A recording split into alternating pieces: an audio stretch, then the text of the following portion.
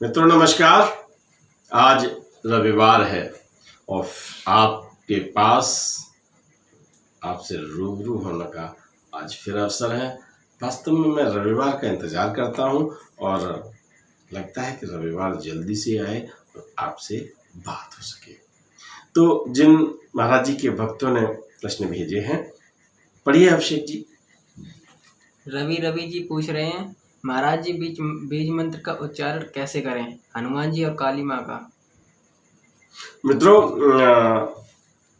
आप जिस मंत्र का जाप करना चाहते हैं, मेरा विशेष निवेदन यह है कि आप उस मंत्र को शुद्ध पढ़ें, एकदम स्पष्ट भाषा में।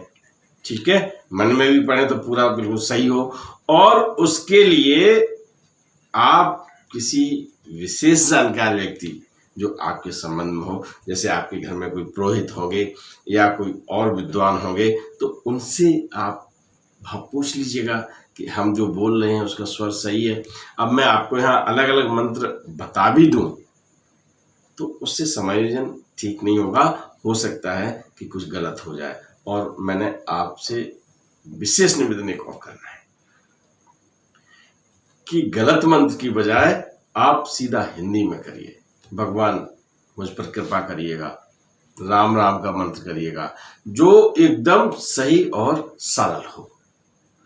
कठिन मंत्र बोलने में अगर आप सही बोलते तो करिएगा, लेकिन अगर गलत बोलते हैं तो उसका पुण्य नहीं पाप बढ़ेगा। ठीक है, चलिए। सबीर थाना वाला जी पूछ रहे हैं, मुसलमान हनुमान चालीसा पढ़ सकते हैं या राम राम मंत्र का जाप कर सकते हैं। भैया जी, राम राम एक ऐसा मंत्र है, मुसलमान पढ़ सकते हैं, ईसाई पढ़ सकते हैं, सिख पढ़ सकते हैं, सभी के लिए है। और हनुमान चालीसा तो भाई, आप एक बात बताइएगा, बुखार आया है किसी आदमी को और डॉक्टर पैराशीट, भाई तो मैं डॉक्टर नहीं हूँ, नहीं आप ये बुखार में अपने आप दवा लेने लगे। तो मैं केवल एक बात ये बताता हूँ कि अगर आपको बुखार आया, डॉक्टर ने दवा दी, तो वो ये थोड़ी देखता है कि ये हिंदू है, ये मुसलमान है, इसे सिख है, इसको ये दवा देनी चाहिए। वो दवा सब पर काम करती है। तो ये हनुमान चालीसा है, जो व्यक्ति इसका पाठ करते हैं उसका फल उनको मिलता है, तो आप कर सकते हैं। सुनील कुमार जी पूछ रहे हैं, बाबा नीम करोड़ी आश्रम वृंदावन कब खुलेगा। भैया जी, वृंदावन आश्रम खुला हुआ है।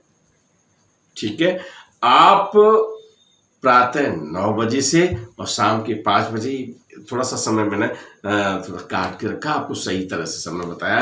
तो 9 बजे से 5 बजे के बीच में आप वहां पर दर्शन कर सकते हो। आपको जब भी समय हो आप वहां जाइएगा, दर्शन कर लीजिएगा। कंचू जोशी जी पूछ रहे हैं, बाबा जी ने मेरे सपने में दर्शन दिए और बोले कि तुम बहुत दुखी हो, और फिर मुस्कुराए और पीठ पर थपकी दी। इस सपने का क्या अर्थ है, बताने की कृपा करें। भैया जी, आपके जीवन में कोई कष्ट चल रहा है, कोई परेशानी चल रही है, कोई चिंता चल रही है, तो उसको दूर मानिए। क्योंकि महाराज जी जब सपने में आते हैं, आप सपने में ही दर्शन देते हैं ना, और जिसके दर्शन बदे होते हैं, जिस पर महाराज जी की कृपा होती है, वहाँ महाराज जी दर्शन देते हैं।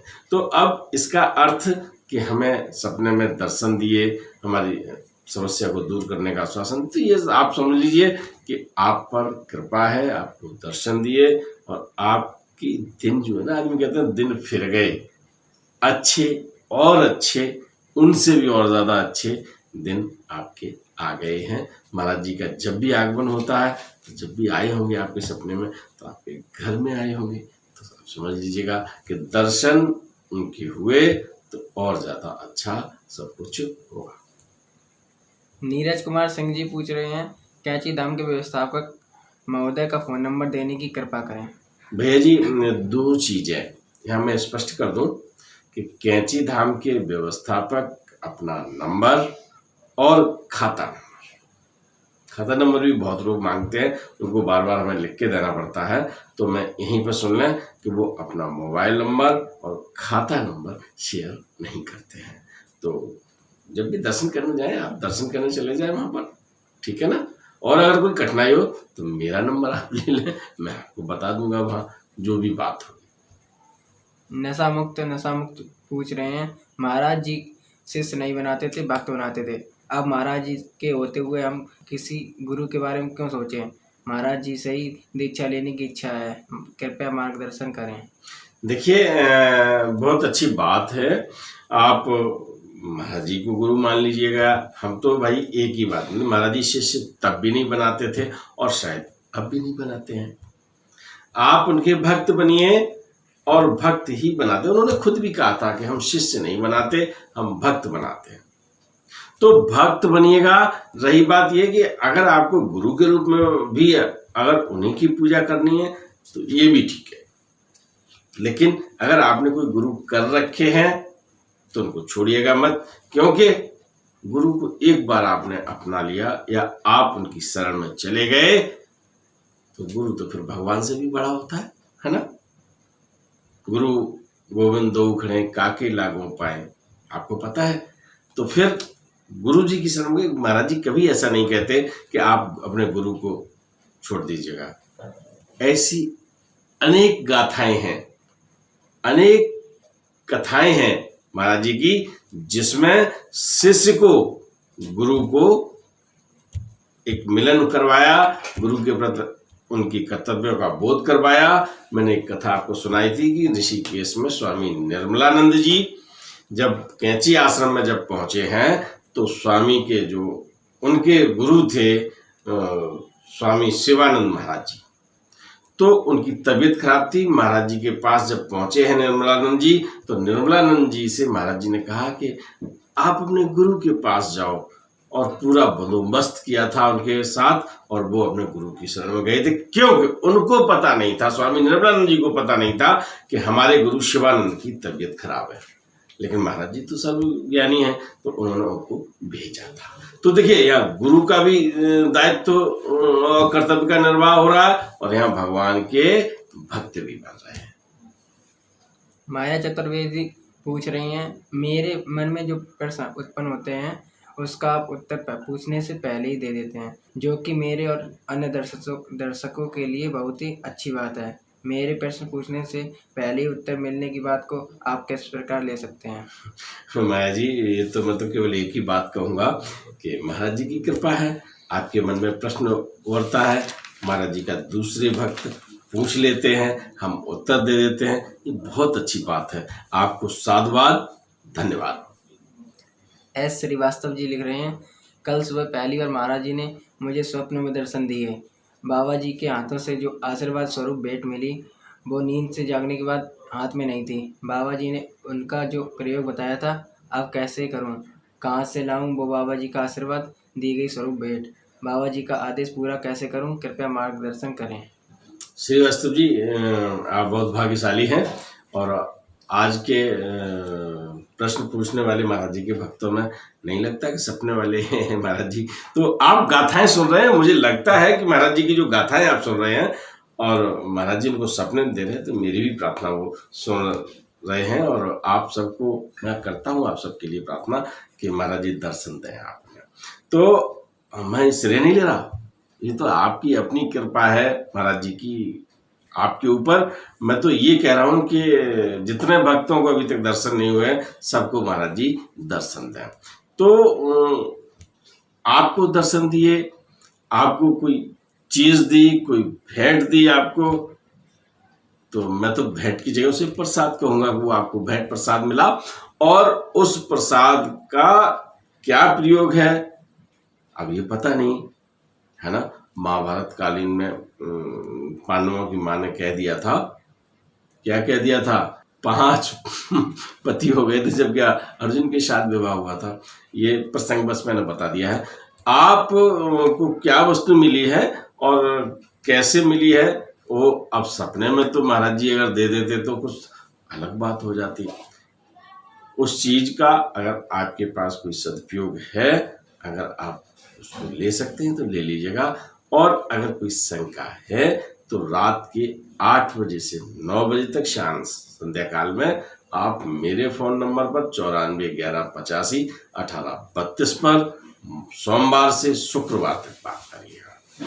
मैंने रविवार और शनिवार 2 दिन मोबाइल से नमस्ते कर ली है, तो नमस्ते का कारण भी मैं आपको बता दूं कि भाई हम अगर अध्ययन नहीं करेंगे, हम आपके लिए गाथाएं पढ़ेंगे नहीं, हम आपको गाथाएं कहाँ से सुनाएंगे, ठीक है ना।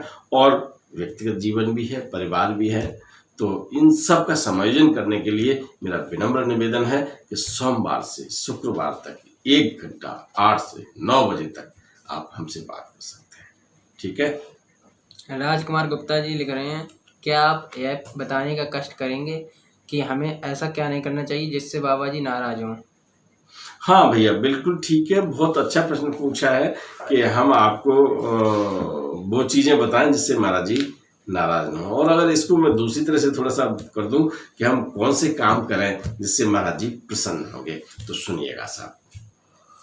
आप अपने जीवन को ईमानदारी से जिए, आपके जीवन में ईमानदारी हो, आपके जो उत्तरदायित्व हैं अपने परिवार के प्रति, समाज के प्रति, राष्ट्र के प्रति, उन्हें बहुत सत्यनिष्ठा के साथ निभाइएगा। अपने कर्तव्यों का पालन करते हुए, अपने उत्तरदायित्वों को निभाते हुए अधिकारों का भी प्रयोग करिएगा। और चाहे कितने ही बिजी हो, कितने ही व्यस्त हो, ईश वंदना मत भूलिएगा। और ईश वंदना कर्म के द्वारा भी की जा सकती है। आप जो काम कर रहे हैं, कहते हैं काम ही पूजा है, तो आप काम करते रहिएगा और श्रद्धा, संकल्प, ईमानदारी, सत्य, ये सब चीजें अपने जीवन में ले आइएगा। किसी को पीड़ा मत पहुंचाइएगा, किसी के चेहरे पर आप मुस्कान ला दीजिएगा। आप कोई बहुत एक और बड़ी बात बता रहा हूँ मैं, यहाँ मेरे उसमें आ गया, आप भूखे को भोजन करा दीजिएगा। इन सब बातों से महाराज जी बहुत प्रसन्न होंगे। और बस आप अपोजिट में विलोम शब्द आप जानते ही हैं, अगर आप दूसरी तरफ चलेंगे तो महाराज जी नाराज होंगे, और महाराज जी के साथ क्या पूरी सृष्टि नाराज हो जाएगी, है ना।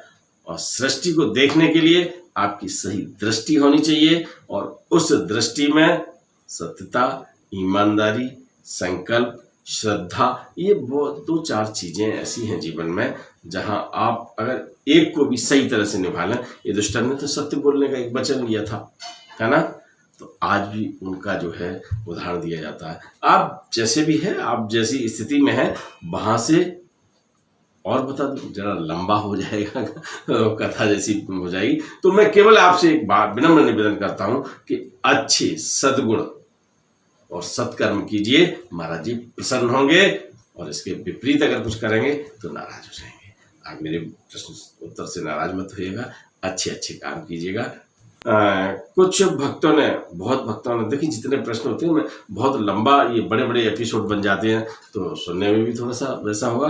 तो जिन भक्तों ने प्रश्न भेजे हैं जो बहुत पसंद भी आए हैं, लेकिन अब मैं नहीं चाहता कि वो बहुत बड़ा हो और कोई व्यक्तिगत हो, तो अब हम व्यक्तिगत रूप से आपको बता देंगे।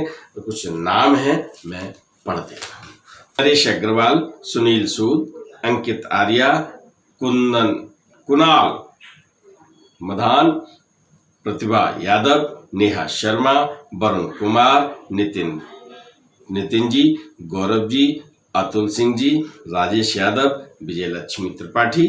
और जिन्होंने प्रश्न पूछे हैं, आप प्रश्न पूछते रहिएगा, हम आपके प्रश्नों के उत्तर देने का पूरा प्रयास करेंगे। इसमें आपका नाम बोला है, अगले में आपका पूरा प्रश्न भी ले लेंगे। तो आप अपने प्रश्नों की बातें हमसे लगातार पूछिए, हम आपको लगातार जवाब देंगे। बस फोन पर महती कृपा यही कीजिएगा, सोमवार से और शुक्रवार रात 8 बजे से 9 बजे के बीच बात कीजिएगा। राम। वीडियो पसंद आए तो लाइक कीजिए, शेयर कीजिए, सब्सक्राइब बटन पर क्लिक करके चैनल को सब्सक्राइब करें और बेल आइकन दबाना बिल्कुल ना भूलें, ताकि हमारे अपडेट वीडियो आपको मिलते रहें।